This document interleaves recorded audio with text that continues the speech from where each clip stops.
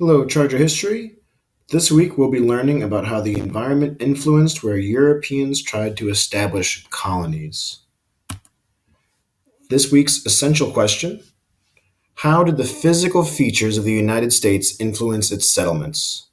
And on the right, you'll see some of our key vocab terms for this week: natural barriers, port, coast, and inland. Here are three of the questions that we'll have on the backside. What were two of the natural barriers that influenced early settlements for the French and British? What impact did rivers have on French establishments? And what impact did the Atlantic Ocean have on British establishments? Right now, take your pen or pencil and put it up to the top of the page. Follow along as I read. Underline key points, circle your vocab, and put a box around any titles. I'll begin reading now. The environment influenced where Europeans established colonies. Today we'll talk about the French and English colonies, both from Europe. Looking at this physical map, we can see both the Appalachian Mountains and the Mississippi River. These two physical features of the United States influenced where Europeans settled. They created natural barriers. Take your pencil and circle natural barriers. That's one of our vocab terms this week. The Appalachian Mountains stopped the British settlers from moving west because they were too difficult to cross. Due to this, the British colonies stayed mainly on the Atlantic coast. The Mississippi River created a natural barrier between the French and British colonies as well. Great. The French settled into much of the interior or inland of North America.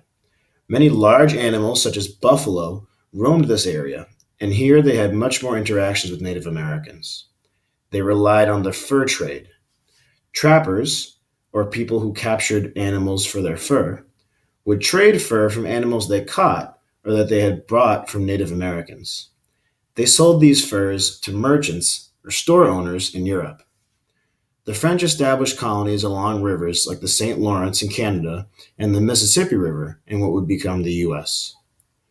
The rivers allowed French settlers to travel up and down them, selling and trading furs. Awesome. The British settled along the coast of North America. Their settlers also lived near bodies of water inland. Their biggest cities in the original 13 colonies were ports. Circle ports, that's another one of our vocab terms this week. Ports are places that ships sail in and out of. Farmers and traders traveled to these cities to sell their goods and load them onto the ships.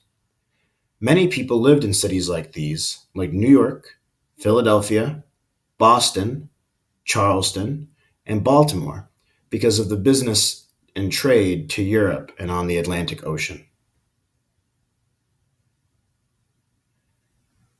Excellent.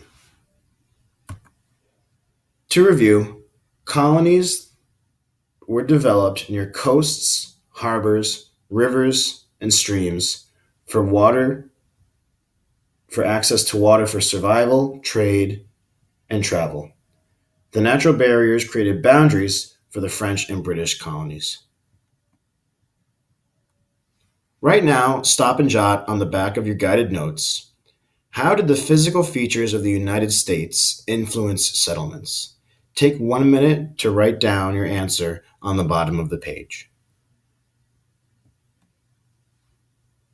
Once you are done, please look at your teacher so that he knows or she knows that you have completed today's reading.